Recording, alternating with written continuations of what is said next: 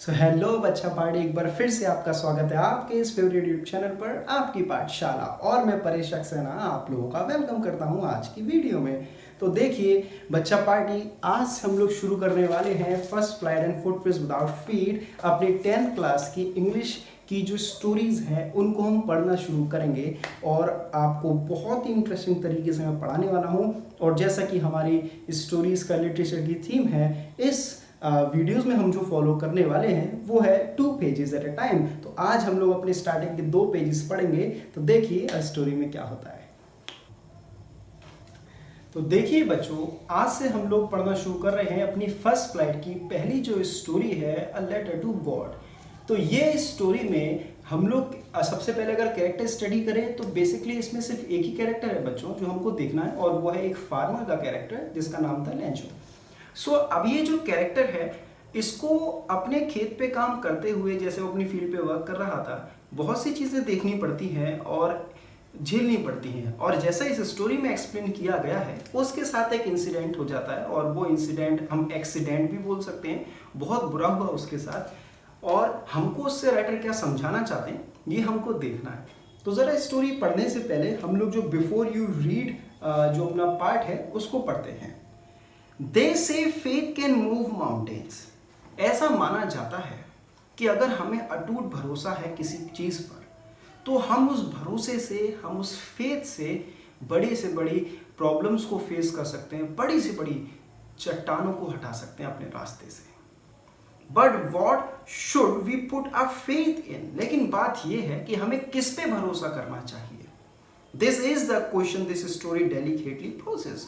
और यही कहानी जो हम पढ़ने वाले हैं इसी सवाल के ऊपर है कि हमें किस पे भरोसा करना चाहिए और किस पे नहीं। देखिए, Lencho is a farmer. Lencho एक फार्मर है। Who writes a letter to God. वो भगवान को एक लेटर लिखता है। देखिए जरा, वो एक खत लिखता है किसके नाम? भगवान के नाम। When his crops are ruined. Ruined means बर्बाद हो जाना। जब उसकी क्रॉप्स बर्बाद हो जाती हैं, फसल बर्बाद हो जाती है। Asking for 100 pesos. और वो भगवान से डिमांड करता है अमाउंट 100 पेसोस की, मुझे 100 पेसोस की जरूरत है, सो गॉड आप मुझे पैसे दे दीजिए। Does Lencho's letter reach God. तो हमको यही देखना है इस कहानी में, क्या लेंचो का खत भगवान तक पहुंचा, और अगर पहुंचा तो कैसे पहुंचा, और नहीं पहुंचा तो फिर क्या हुआ। Does God send him the money. और अगर लेटर पहुंच गया तो क्या भगवान ने उसको पैसे भेजे। Think what your answers to this questions would be. आप खुद सोचिए कि इसका जवाब क्या ही हो सकता है। And guess how the story continues. और बच्चों ये भी सोच के देखिए कि स्टोरी में आगे क्या होगा before you begin to read it, और उसको पढ़ने से पहले। चलिए हम लोग इसको पढ़ना शुरू करते हैं। The house the only one in the entire valley. वो घर उस पूरी घाटी में एकमात्र एक ही वो घर था। Set on the crest of a low hill. जो एक छोटी सी पहाड़ी थी उसके चोटी पर था। क्रेस्ट मीन्स उसके टॉप मोस्ट एरिया पर था। From this height one could see the river. लेकिन वो घर फिर भी इतना ऊपर था पहाड़ के, या उस पहाड़ी के, कि वहां से दूर की वो नदी दिखाई देती थी। And the field of ripe corn. और हमको दूर से, कॉर्न मीन्स मक्का और राइप मीन्स पके हुए, और हमको दूर से उस पहाड़ी पे खड़े होकर के वो पके हुए कॉर्न भी नजर आते थे। Dotted with the flowers that always promise the good harvest. Harvest means फसल का होना या होना। देखिए, आप अगर किसी भी हिल स्टेशन पर गए हो, या आप कभी भी किसी बड़ी ऊंची बिल्डिंग पर चढ़े हो, तो आप देखिए वहां इतनी ऊंचाई से जब हम नीचे देखते हैं तो हमको सारी जितनी भी चीजें बहुत छोटी छोटी नजर आती हैं। और जब वो सब लोग उस पहाड़ी पे खड़े होकर के, लेंचो और उसकी फैमिली, या हम भी अगर उस पहाड़ी पे जाएं और हम इतनी ऊंचाई से नीचे उस खेत की तरफ देखें, तो हमको वहां पर वो कॉर्न नजर आता है। डॉटेड, वो white white corn, yellowish corn हमको नजर आता है दूर तक उस पूरे फील्ड में। और वो दूर से देखने में ऐसा नजर आता है कि डॉट बने हुए हैं वहां पर उस वाइट कलर की उस खेत में। सो बहुत ही खूबसूरत नजारा था वो। The only thing the earth needed was a downpour of, or at least a shower। अब बस उस फसल को हार्वेस्ट तक पहुंचने के लिए एक ही चीज रोक रही थी, वो थी डाउनपोर। डाउनपोर मीन्स बारिश का गिरना, और एटलीस्ट शावर, हाँ, अगर रेत बारिश बहुत ज़्यादा मूसलाधार ना हो, कैट्स एंड डॉग्स, अगर बहुत ज़्यादा हैवी रेन ना हो तो कोई दिक्कत नहीं है, अगर शार भी होगा तो चलेगा। Through out the morning Lencho who knew his fields intimately means deeply, गहराई से, पूरी सुबह आज बारिश होने की संभावना थी। सो पूरी सुबह लेंचो वहां पर ऊपर आसमान की तरफ देखता रहा, और जो कि अपने फील्ड को बहुत इंटीमेटली जानता था, बहुत ही गहराई से जानता था, इसलिए उसको पता था कि इस फील्ड को जरूरत है अब पानी की। हैड डन नथिंग एल्स, उसने पूरी सुबह पूरे दिन भर कुछ नहीं किया, but see the sky towards the north east, बस वो नॉर्थ ईस्ट की तरफ ऊपर आसमान को देखता रहा कि कब बारिश होगी, कब बारिश होगी, कब बारिश होगी। Now we are really going to get some water women, और उन्होंने अपनी वाइफ से कहा कि मिस मुझे लगता है कि आज शायद बारिश हो जाएगी। भाई वो एक किसान है, उन्हें पता है कि कब बारिश हो सकती है, उनको वो नॉलेज है वेदर की कि किस टाइम पर बारिश हो सकती है। और वो उन्होंने जब पूरे दिन भर वहाँ पर ऊपर बादलों को देखा, आसमान को देखा, तो उनको लगा कि आज बारिश हो सकती है, और वही जाकर के उन्होंने अपनी वाइफ को बताया कि आज बारिश होगी। The women who was preparing supper, supper means meal बोल सकते हैं, डिनर भी बोल सकते हैं, जैसा इसमें दे भी रखा है। द वुमेन वॉज प्रिपेयरिंग सपर, वो विमेन, वो उनकी वाइफ जो थी वो खाना बना रही थी। रिप्लाइड, उन्होंने जवाब दिया, यस गॉड विलिंग, हाँ भगवान चाहे तो, विलिंग मीन्स इच्छा होना, चाहना, अगर भगवान की इच्छा हो तो, अगर भगवान चाहे तो बारिश हमें मिल सकती है आज। The older boys were working in the field, उनके जो बड़े बेटे थे वो वहां काम कर रहे थे खेत में। While the smaller ones were playing near the house, और जो छोटे बच्चे थे उनके वो घर के पास ही खेल रहे थे। Until the women called to them all, और उसी समय उनकी मदर ने, यानी कि उस विमेन ने, लेंचो की वाइफ ने, उन बच्चों की मदर ने उन बच्चों को बुलाया, पुकारा कि चलो आ जाओ, खाने का समय हो गया। Come for dinner, चलो बच्चों सब आ जाओ, खाना खाने का टाइम हो गया। It was during the meal that just as Lencho had predicted, और जब वो लोग खाना खा रहे थे तो उसी समय, जैसा ही लेंचो ने प्रेडिक्ट किया था, प्रेडिक्ट माने भविष्यवाणी करना या फिर आगे फ्यूचर के बारे में बताना। सो जैसा कि लेंचो ने बोला था कि बारिश होगी, big drops of rain begin to fall, so बड़े बड़ी बूंदे वहां पानी बारिश की गिरने लगी।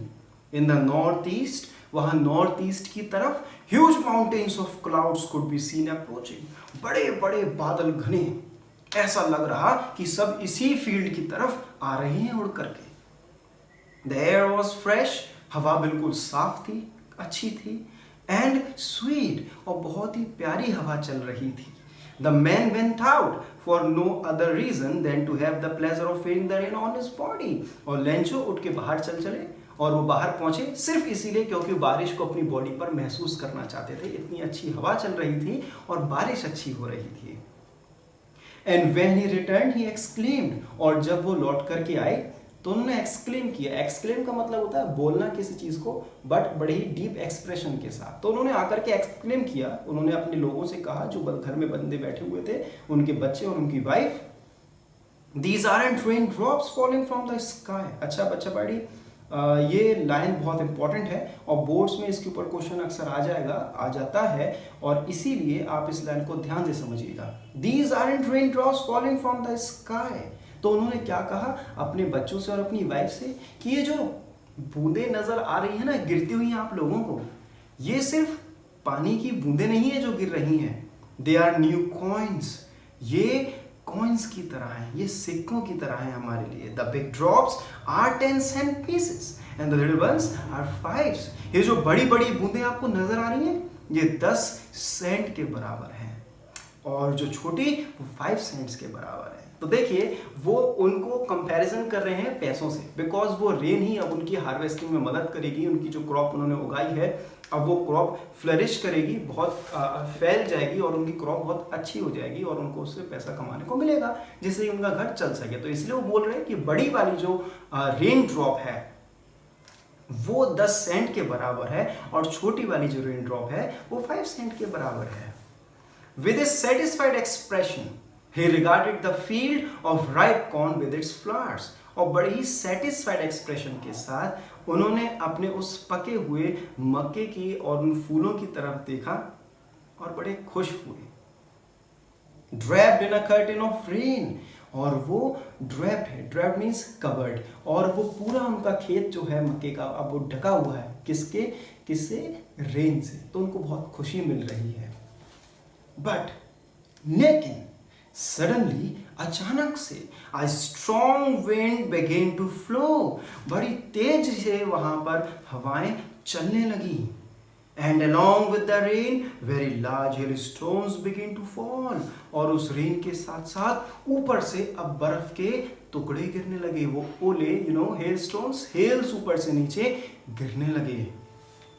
These truly did resemble new silver coins, लेकिन अब इसको देख करके हमको पता लगता है कि ये न्यू सिल्वर कॉइन्स को रिप्रेजेंट कर रही है। तो देखिए यहाँ पर राइटर ने इसको न्यू सिल्वर कॉइन्स की तरफ क्यों कहा है। देखिए यहाँ पर न्यू सिल्वर कॉइन्स का मतलब है कि जो नई करेंसी आ जाती है पुरानी करेंसी की जगह पर। अब देखिए जैसा आप लोगों ने शायद अभी देखा हो थोड़े टाइम पहले डिमोनेटाइजेशन हुआ था। सो डिमोनेटाइजेशन में क्या था कि जो हमारी पुरानी करेंसी थी, जो पुराने नोट्स थे या कॉइन्स थे, वो चलने बंद हो गए थे। उसकी जगह नए नोट्स जो थे वो इश्यू हुए। नोट्स, कॉइन्स तो नहीं, नोट्स जो थे नए इश्यू हुए। सो अब इसको बोला जाता है डिमोनेटाइजेशन। ये अब वहां पर इस सीन में भी राइटर यही बताना चाह रहे हैं। पहले लेंचो ने क्या बोला था कि ये बड़े वाले 10 सेंट के बराबर है, छोटे वाले 5 सेंट्स के बराबर हैं। लेकिन अब जब वहां पर ऊपर से वो बारिश किस में बदल गई, हेल्स में, वो ओले ऊपर से गिरने लगे। तो लेंचो ने क्या बोला कि अब ये जो नए अब हेल्स जो गिर रहे हैं ये आर लाइक सिल्वर कॉइन्स, ये सिल्वर कॉइन्स है। जो नई करेंसी आ गई, इट मीन्स कि पुरानी करेंसी अब किसी काम की नहीं रही, वो बेकार हो गई। और अगर ये हेल्स ऐसे ही गिरते रहेंगे तो हमारी फसल भी बेकार हो जाएगी। सो आई होप आपको ये समझ में आया होगा, इसलिए इन्होंने ये सिल्वर कॉइन्स को बोला है और आप इसको ध्यान से याद जरूर कर लीजिएगा। The boys exposing themselves to the rain ran out to collect the frozen pearls. Pearls means मोती। और वो लड़के बाहर निकले रेन में और भाग चले, जितने भी उनके बच्चे थे, कलेक्ट करने के लिए उन हेल्स को जो ऊपर से गिर रही थी बारिश में। हम लोग भी ऐसे ही करते हैं अक्सर, जब हम लोगों को हेल्स हमारे घर में आकर गिरते हैं, उनको कलेक्ट करना अच्छा लगता है हम लोगों को। It's really getting bad now, exclaimed the man. लेकिन लेंचो ने क्या बोला कि अब ये चीज तो बहुत गलत होती जा रही है। अगर ये ऐसे ही हेल्स गिरते रहे तो हमारी फसल बर्बाद हो जाएगी। I hope it passes quickly, मुझे उम्मीद है कि हमारी ये जितने हेल्स है जल्दी यहाँ से चला जाए, हमारी फसल बच जाए। But it did not pass quickly. लेकिन वो गए नहीं वहां से। जब तक उन हेल्स ने पूरी फसल बर्बाद नहीं कर दी तब तक वो हेल्स वहां से गए ही नहीं। For an hour the hail rained on the house. 1 घंटे तक उनके घर के ऊपर, खेत में, यहाँ वहां चारों तरफ वो हेल्स गिरते रहे। For an hour the hail rained on the house, the garden, the hillside, the cornfield, on the whole valley. पूरी घाटी में, वो पहाड़ी पे, वो खेत में, उनके गार्डन में, हर एक जगह पर सिर्फ और सिर्फ वो बर्फ के गोले थे। The field was white, अब उनका पूरा फील्ड व्हाइट हो चुका था, as if covered with salt, और दूर से देखने पर ऐसा महसूस हो रहा था जैसे उनका पूरा फील्ड अब सॉल्ट से कवर्ड हो गया है। Not a leaf remained on the trees. उनके जितने भी पेड़ थे वहां पर एक पत्ती तक नहीं बची। The corn was totally destroyed. उनकी पूरी कॉर्न की फसल अब बर्बाद हो चुकी थी। The flowers were gone from the plants, और उन प्लांट्स पर से, उन पेड़ों पर से छोटे छोटे वहाँ जितने भी फ्लावर्स थे वो सब जा चुके थे, मर चुके थे। Lencho soul was filled with sadness. Lencho की सोल, आत्मा अब पूरी सैड हो चुकी थी। When the storm had passed, और जब वो आंधी तूफान खत्म हो गया, he stood in the middle of the field. वो खड़े रहे वहां, लेंचो अपने फील्ड में जाकर के बीचों बीच में, और उन्होंने अपने बच्चों से कहा जिनके साथ मिलकर के उन्होंने फसल को उगाया था।